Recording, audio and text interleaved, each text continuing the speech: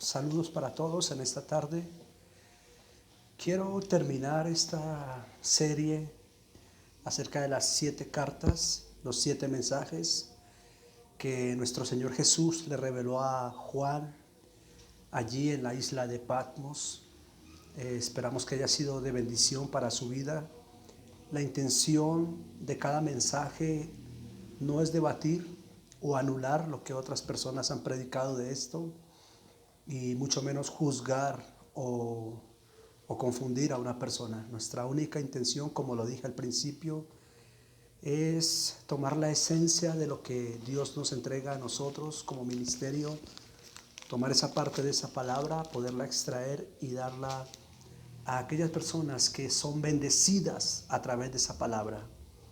Bien, quiero permitirme compartir el mensaje y al final quiero hacer una oración por su vida, por todas aquellas personas que nos han seguido y en general pues una oración conforme el Espíritu Santo me guíe. La Odisea es la última carta, el último mensaje. También encontramos características. Desafortunadamente, dentro de la Odisea, cuando tú lees la palabra de Dios en la Odisea, no se ve, al igual que otra de las cartas que mencionamos, no se encuentran características que el Señor puede resaltar de esta iglesia. La Odisea no tiene características de esfuerzo, de trabajo, dedicación, entrega, pasión, compromiso, servicio, como lo vimos en otras iglesias ahí mismas mencionadas. Por el contrario, cuando el Señor hace referencia después de que se introduce a la Odisea, nos damos cuenta el carácter de la iglesia la Odisea, el cual vamos a mencionar, la identidad de la Odisea o lo que representa la iglesia de la Odisea en estos tiempos. Muy bien, a partir del versículo 14, estamos en Apocalipsis capítulo 3, versículo 14 en adelante hasta el versículo 22 dice: escribe también a el ángel de la iglesia de la Odisea. Esto dice el verdadero, el testigo fiel, que dice la verdad y el origen de lo que Dios creó. En otra versión dice el amén, y esto es importante. Dice el versículo 15, yo sé todo lo que haces. El Señor comienza hablando en el versículo 14 acerca de la manifestación que tiene Él para la iglesia, la Odisea. Se manifiesta como el verdadero y como el origen o como el amén. Nosotros entendemos que cuando nosotros mencionamos la palabra amén, significa así sea, así sea. Así sea, cuando tú dices amén, amén, así sea, estás certificando, estás dando una certificación de lo que estás escuchando, de lo que estás recibiendo. Cuando recibes una promesa de Dios, una palabra que viene de Dios, tu respuesta inmediata es amén, amén. Es un sello que tú pones sobre esa promesa. Amén es esa garantía de confianza, de seguridad que tú estás dando a esa promesa que estás recibiendo. Amén. Amén también se puede decir que amén también es esa confianza que estás entregando, ese crédito que estás dando a esa palabra. Con tu amén estás diciendo que crees que así va a ser. Es decir, amén es algo radical, algo concreto. Tú no puedes recibir una promesa de Dios, decir amén y dudar. Si tú dices amén, es porque estás confiado que esa palabra se va a cumplir en tu vida, o que esa palabra que se está hablando es verdad. Amén quiere decir eso. Muy bien, el Señor se revela de esta manera para la iglesia de la Odisea, pero en el versículo 15 le dice: yo sé todo lo que tú haces, sé que no eres frío ni caliente. Esta es la característica principal y la más importante de la iglesia de la Odisea. Gente que no es fría y gente que no es caliente. Cristianos que juegan con su vida, con el evangelio. Cristianos que un día están llenos de fe, llenos de vigor, llenos de esperanza, llenos de confianza en las promesas de nuestro Señor. creyentes que un domingo están felices de ser bendecidos por la palabra de Dios, por haber tenido un tiempo de adoración. Ese amén que se escucha los domingos en la iglesia, los sábados en las vigilias, ese amén cuando llamas a una persona y esa persona testifica con su amén, hace dar a entender que cree en esa palabra, que está dispuesto a caminar por esa palabra y a seguir adelante. Ese mismo grupo de personas, muchas veces, muchos de ellos, de igual manera se enfrían con facilidad. Son personas que pierden de vista rápidamente las promesas, que pierden de vista rápidamente las promesas que Dios le ha dado, la confianza en lo que Dios le ha dado.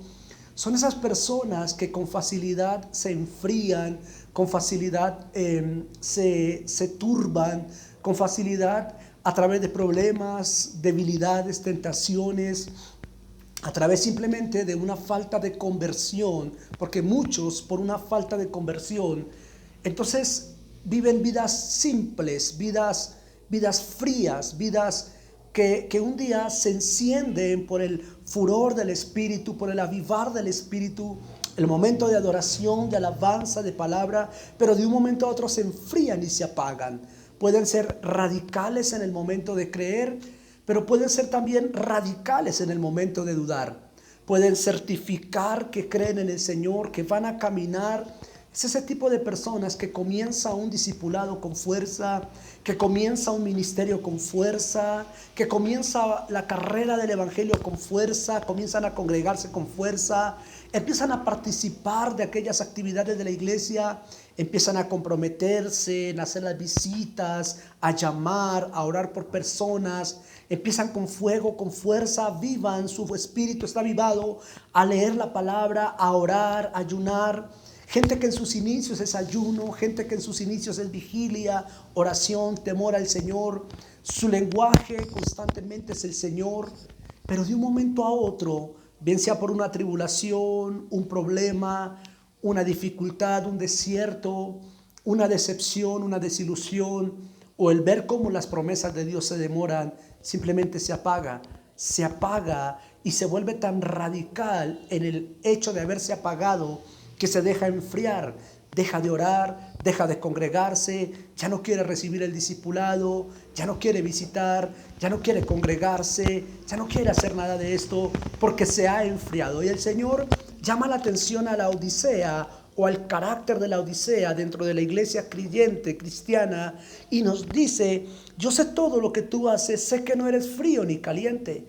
Luego el versículo que sigue, el Señor dice: ojalá fueras frío o caliente. Mira qué tan importante es para el Señor el carácter que tú tengas. Cuando hablamos aquí en el versículo 15 de frío o caliente, habla de dos caracteres: el carácter de estar frío o el carácter de estar caliente. Santiago lo dice de la siguiente manera: el hombre de doble ánimo es inconstante en sus caminos. Es como esa ola que es arrastrada por el viento, que va y viene, que va y viene, que simplemente el viento la lleva y el viento la trae. Jesús está hablando del carácter de una persona en la Odisea, una persona que está relacionada en su identidad con un momento de avivamiento y con un momento de frialdad. Está congregado, ya no se quiere congregar. Entonces el Señor dice: ojalá fueras frío, ojalá fueras caliente. Qué tan importante es para nuestro Señor Jesús que seamos fríos o que seamos calientes. El problema para la Odisea, o el problema para personas, hermanos cristianos, líderes, ministros del Señor, el único problema que pueda tener esa persona es que ni sea caliente ni sea fría. Preferiblemente el Señor desea que fuéramos calientes, o preferiblemente el Señor desearía que fuéramos fríos, pero no permite el término medio. La palabra de Dios dice: amarás al Señor tu Dios con todo tu corazón, con todas tus fuerzas y con toda tu alma, ¿verdad? Entonces, en términos de Dios, el Señor dice: yo no puedo exigirte que tú me ames, o yo no puedo exigirte que tú hagas la obra, o yo no puedo exigirte que tú leas la palabra y camines una vida de obediencia. Si tú quieres determinar ser caliente o si tú quieres determinar ser frío, lo dejo en tus manos. Dice el Señor: si determinas ser frío, pues sé frío, quédate frío. Y si determinas ser caliente, permanece caliente. La palabra de Dios dice: el que esté firme, mire que no caiga. Pero el Señor dice: mas porque no eres frío ni eres caliente, sino que eres tibio, te vomitaré de mi boca. Peligroso eso. Peligroso no estar en la parte del avivamiento, o peligroso no estar en la parte, digámoslo así, del no estar avivado, en la parte del no saber. ¿Sabes qué dice la palabra de Dios como advertencia? Que mejor es haber nunca conocido el evangelio que después de haberlo conocido apartarnos. Mucha gente cavila con esto, juega con esto, va de iglesia en iglesia, va de ministerio en ministerio, aplazan su llamado con una excusa, con otra excusa, que es que no entienden la palabra, que es que la palabra los confunde, que es que les parece que esa doctrina no es correcta, que es que les parece que ese ministerio no es de Dios, que lo va a pensar, que no lo va a pensar, que un día están avivados leyendo la palabra, al otro día no quieren leer la palabra, un día están llenos de fe. Personas que cuando las cosas están bien se llenan de fe, pero que cuando las cosas están mal se llenan entonces de un enfriamiento espiritual, apagan su espíritu, apagan su alma, apagan su cuerpo, apagan todo y ya no quieren saber del Señor. El Señor dice que si tú permaneces tibio, que si nosotros permanecemos tibio, el Señor dice: te vomitaré de mi boca. Todos sabemos lo que representa el término vomitar. Todos sabemos lo que significa vomitar algo. Vomitar algo significa expulsar algo que el cuerpo no puede retener. El vómito, cuando una persona vomita, tiene que ver con la capacidad que el cuerpo tiene de no retener, de no sostener aquello. Quiere decir que hay algo extraño en ese vientre, en el vientre de esa persona. Hay algo extraño, hay algo anormal, hay algo que no va de acuerdo a ese cuerpo, que no va de acuerdo a ese organismo. Por lo tanto, el estómago expulsa eso, lo vomitamos porque lo expulsamos. Y todos sabemos que cuando el vómito sale, el vómito tiene una apariencia visual desagradable y un olfato completamente desagradable. Ahora bien, si usamos ese término para lo que Jesús está hablando, te vomitaré de mi boca. Si el Señor nos vomitara de la boca, porque está escrito en la palabra, ¿cómo fuéramos entonces al ser vomitados sobre una, si nos pudieran ver visualmente y si nos pudieran percibir a través del olfato? ¿Cómo fuera entonces si nosotros fuésemos vomitados por el Señor? Ahora, ¿a quién vomita el Señor? ¿Sabe? Hace poco mencionaba yo, y de hecho lo escribí en Facebook. Siempre me aseguro de lo que pienso, de lo que Dios me transmite, hacerlo público, ¿verdad? Para que si tienen que comentar, comenten lo que escribo y no lo ando conversando a escondidas. Acerca de que Jesús no te acepta como eres. Así lo escribí, que si Jesús nos aceptara como fuéramos, pues entonces no hubiera muerto por nosotros, nos hubiera dejado así y nos hubiera salvado como éramos. Y escribía acerca de que Él precisamente murió por nosotros para que nosotros dejáramos de ser como somos. Obviamente, Señor te ama tanto que dio a su Hijo para la salvación nuestra. Dios te ama como eres, pero no te acepta como eres. Es diferente y hay que saber entender eso. Entonces, cuando yo mencioné eso, lo escribí, que Dios no te acepta como eres, Jesús no te acepta como eres, Jesús te ama. Y cada día el objetivo de la cruz, de haber muerto en la cruz, fue limpiarnos y perfeccionarnos de aquella vida, ¿verdad? De aquella vida que hemos vivido tan desagradable. Y Él limpiarnos y regenerarnos para salvarnos y hacer que nosotros hagamos lo que Él quiere y seamos el tipo de persona, no que somos ni que queremos ser, sino que Él quiere que seamos. Entonces se molestan unas personas y escriben que yo confundo con eso y que se me olvida el amor de Dios y que mucho látigo y que entonces ¿dónde está el amor de Dios? Y entonces la gente no entiende cuando uno trata de explicarle desde la perspectiva de Dios, como está escrita en la palabra, que si bien es cierto que Dios es amor, también es fuego consumidor, y que si bien es cierto que Cristo murió por todos, los que le reciban serán salvos, pero que habrá mucha gente que se pueda perder. Y si bien es cierto que si tú eres un cristiano, un creyente, se supone que tienes que caminar en santidad, es decir, si tú tienes fornicación, si tú tienes homosexualismo, si tú tienes lesbianismo, si tú tienes adulterio, si tú tienes conductas de pecado, puedes llegar a condenarte si el Señor te llamara a cuentas o si el Señor viniese. Todos sabemos eso. En la Biblia dice quiénes heredarán y quiénes no serán salvos. Eso lo dice la palabra. Entonces hablar de que el Señor te acepta como eres, es entonces decir que el Señor acepta el tipo de vida que yo llevo y el tipo de conducta que yo llevo. Entonces, ¿para qué murió por mí? ¿O para qué morir por mí si me aceptaba como yo era?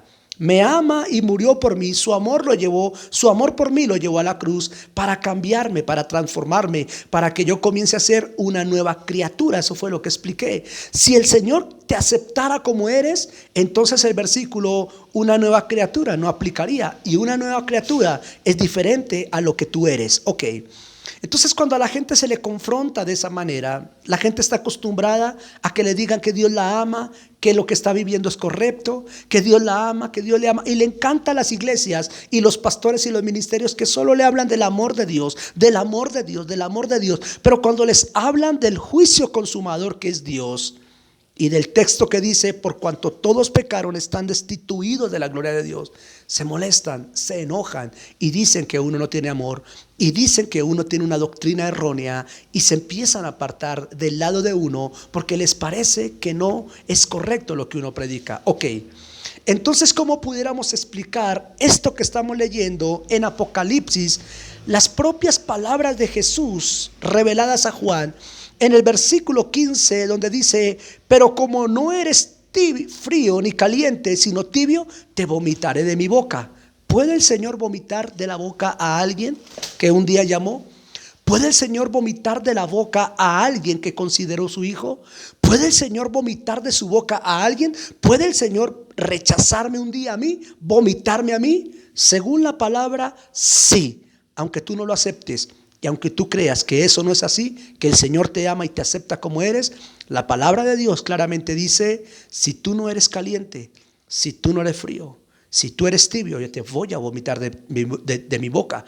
Quiere decir que es probable que el Señor te expulse de dentro de sí mismo y ya sabes lo que es un vómito. Entonces esto ofende a muchas personas, esto lastima a muchas personas.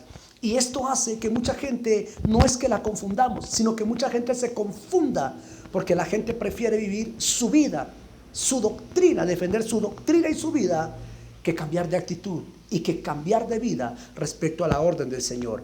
Luego dice, pues tú dices que eres rico y que te ha ido muy bien y que no te hace falta nada. Le está hablando a su iglesia, no le está hablando al mundo, no le está hablando a cualquier persona, le está hablando a su iglesia, le está hablando a los que un día fueron lavados por su sangre, le está hablando a los que Él vino a morir, a dar su vida por ellos. A ellos le está hablando, a ti, a mí, a la iglesia cristiana, a la iglesia creyente, le está hablando.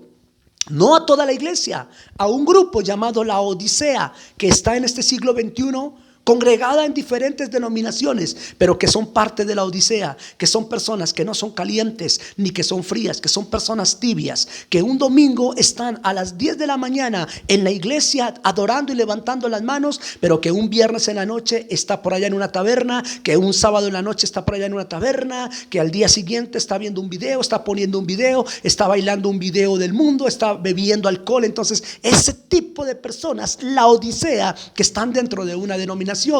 Y el Señor dice, tú dices que eres rico y dices que lo has logrado todo y que lo tienes todo. Ahora mira cómo el Señor describe a este tipo de creyentes, de cristianos, y le dice, y que no te hace falta nada. Y dice, Señor, y no te has dado cuenta de que eres un desdichado, miserable, pobre, ciego y desnudo. Wow, eso es una persona tibia para el Señor. ¿Qué es un creyente tibio para el Señor? Según Apocalipsis 17 dice, desdichado, miserable, pobre, ciego y desnudo. Ese es el problema de la tibieza. Puede que tú en tu tibieza consideres que estés bien y que Dios te acepta como eres. Entonces vives una vida de tibieza, una vida tibia, una vida donde tú decides cuándo orar, cuándo buscar, en qué áreas santificarte y en qué áreas no santificarte, en qué áreas caminar en obediencia a Dios y en qué áreas no caminar en obediencia a Dios. Decides cuándo tener un buen vocabulario y cuándo tener un mal vocabulario. Decides a quién perdonar y a quién no perdonar. Una vida de tibieza. ¿Qué es una persona tibia para el Señor? Según la palabra, es un ciego, es un pobre, es un miserable, es un desgraciado, dice el Señor.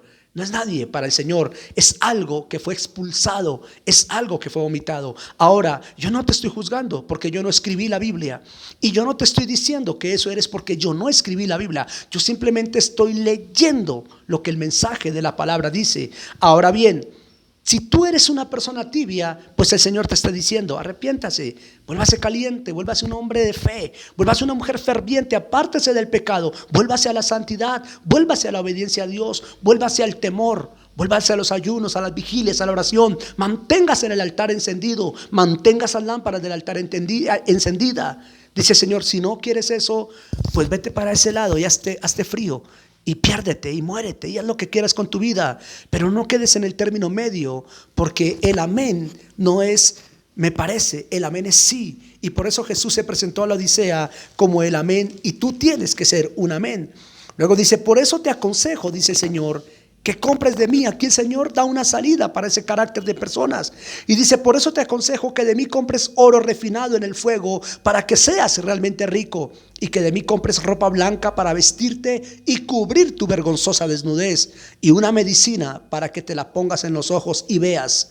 Yo reprendo, versículo 19, yo reprendo, dice el Señor, y corrijo a todos los que amo. Oh, eso es interesante, porque hay gente que no le gusta la corrección del Señor. Por lo tanto, sé fervoroso y vuélvete a Dios. Sé fervoroso, vuélvete caliente y vuélvete a Dios. Y luego dice aquí: mira, yo estoy llamando a la puerta. Si alguien oye mi voz y abre la puerta, entraré en su casa y cenaré con él, y los dos cenaremos juntos. A los que salgan vencedores les daré lugar conmigo en mi trono, así como yo he vencido y me he sentado con mi Padre en su trono. El que tiene oídos, oiga lo que el Espíritu dice a la iglesia. Mira lo interesante de esto para ir cerrando. Claramente el Señor dice: sé ferviente y vuélvete a Dios. Quiere decir que el tibio está lejos de Dios. Número 2, el Señor dice: yo estoy a la puerta y llamo. ¿Sabes? Ese versículo lo predicaron mucho, y claro, funcionó mucho, pero lo predicaron mucho para aquellas personas que no conocían de Dios, y le citan ese versículo. Hasta el día de hoy citan ese versículo: yo estoy a la puerta y llamo, y si alguno abre su puerta, para el mundo. Pero esta carta no fue escrita para el mundo, esta carta fue escrita para la iglesia. Claramente el Señor dice: escribe al ángel de la iglesia de la Odisea. La carta es para la iglesia. Quiere decir que el mensaje yo estoy a la puerta y llamo no es un mensaje para el mundo, es un mensaje para el tibio, para aquella persona que se considera que lo tiene todo, que está súper bien, que cree que lo ha logrado todo, pero que no tiene al Señor. Sabe, desafortunadamente hay muchos ministerios que lo tienen todo. Tienen auditorios grandes, mueven miles de millones de dólares, tienen las mejores iglesias, y no está mal. Si Dios lo permite, algún día llegaremos a esos niveles. Si quiere dejarnos así, así también le serviremos al Señor. Pero mucha gente que se jacta de su riqueza, gente creyente, se jacta de sus triunfos, de sus logros, de sus estudios. No todos, pero muchos de ellos, su corazón es tibio. Hoy esta carta es un llamado al arrepentimiento, no para el mundo, sino para la iglesia. Las 7 cartas de la Biblia, de Apocalipsis, y las 7 cartas que yo compartí junto con mi esposa, no son para el mundo, son para la iglesia, son llamados para la iglesia. Yo quiero cerrar orando, dándole gracias a Dios, porque usted me ha permitido entrar a su casa a través de este audio. Hoy no quiero ser su juez, porque la palabra de Dios dice que nuestro juez es Dios y que nuestro abogado es Cristo. Hoy solamente quiero ser un receptor entre el peligro que hay si tú eres una persona tibia, si tú eres un creyente tibio, si estás jugando con el pecado, si estás jugando con tu vida, si estás jugando con el evangelio, si te has enfriado. Te vengo a advertir que puede que el Señor te vomite, y te vengo a advertir que el Señor te puede considerar como un ciego, como un desdichado, como un miserable y como un pobre. Pero el Señor está diciéndote a ti: yo te estoy golpeando hoy la puerta del corazón. Es tiempo no de que vuelvas a hacer la oración de fe, ya la hiciste, pero sí es necesario que le pidas perdón al Señor. Yo quiero orar en esta hora. Yo quiero invitarlo a que cierre sus ojos. Quiero dirigirme primero a la Odisea. Aquellos hermanos en fe en Cristo, líderes, apóstoles, pastores que se han enfriado y que están tibios, jugando con el evangelio, jugando con el mundo. Aquellos que su fe llega a los niveles más altos y de un momento a otro sus dudas son los que lo gobiernan. Yo quiero pedirle al Padre de toda misericordia, a nuestro Dios, que a través de Jesucristo abra esa puerta que está golpeando. Sea el Espíritu Santo el que coloque en tu corazón el querer como el hacer para abrir esa puerta. Hoy quiero invitarle a que cierre sus ojos por un momento. Mire su condición.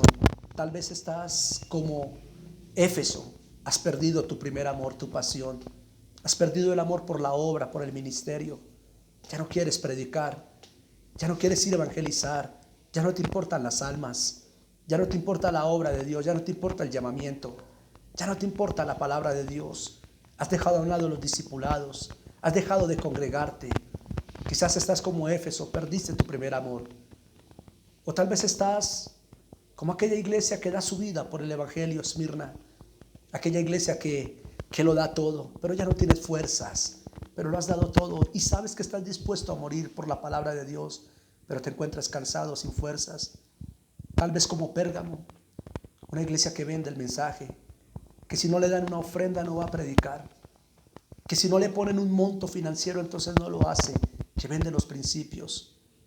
O tal vez estás como aquel llamado a aquella iglesia que toleraba a Jezabel y permitía tanta inmoralidad sexual.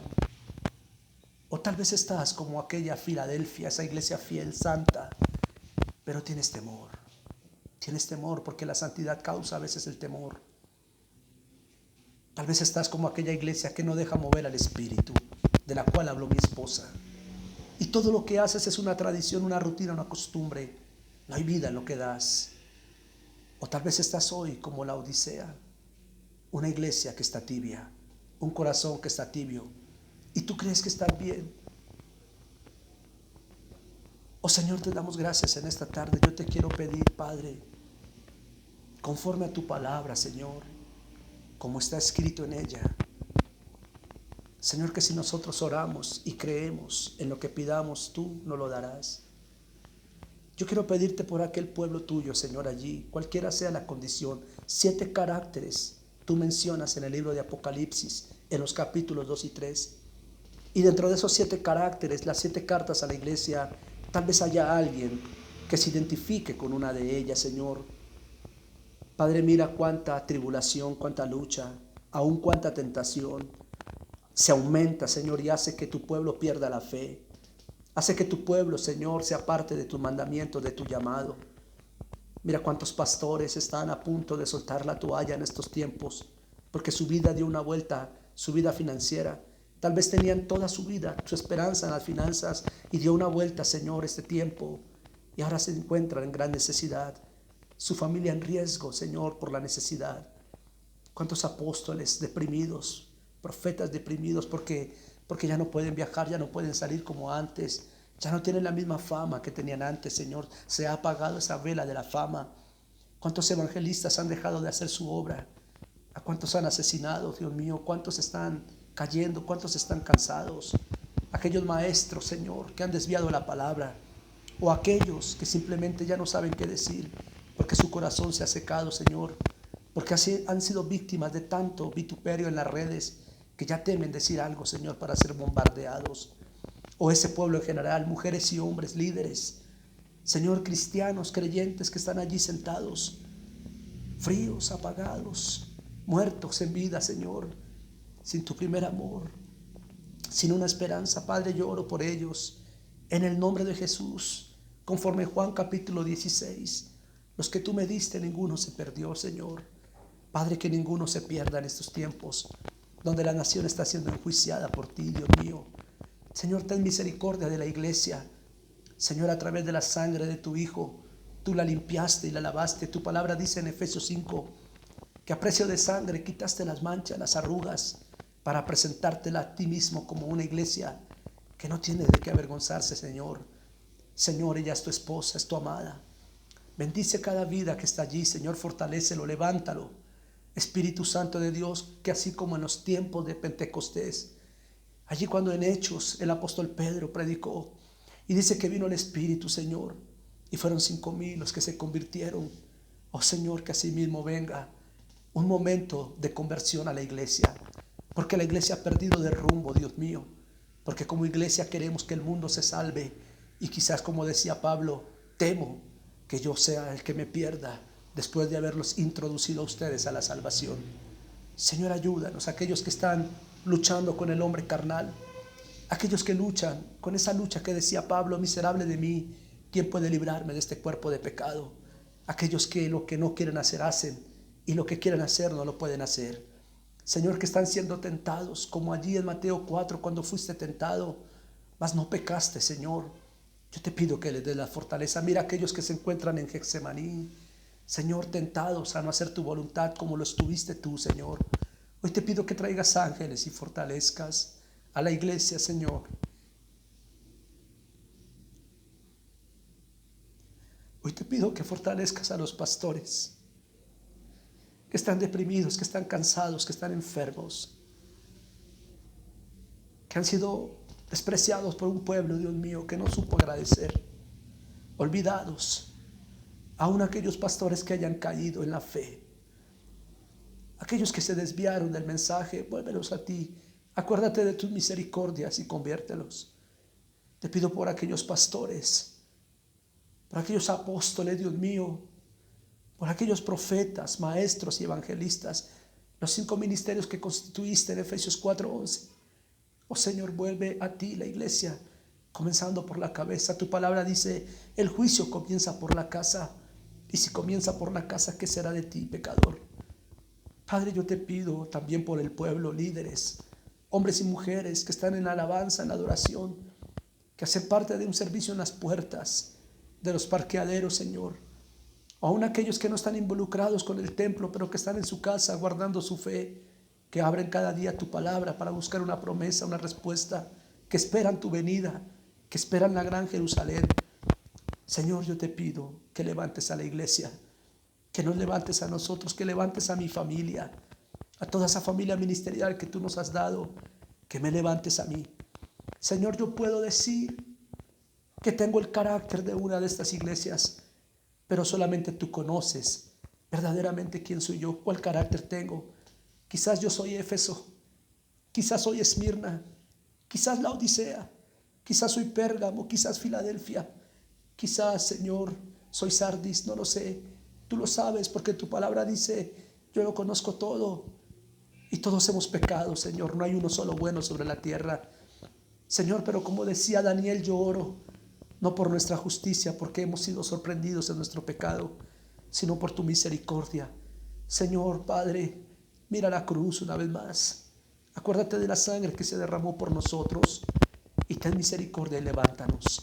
Y levanta la iglesia, Padre, y levanta a aquellos hombres y mujeres que te aman, pero que, Señor, se han enfriado, se han apagado. Hoy quiero bendecir tu casa, bendecir tu familia. Oro por ti, oro con casi lágrimas en mis ojos, en mi corazón, oro por ti.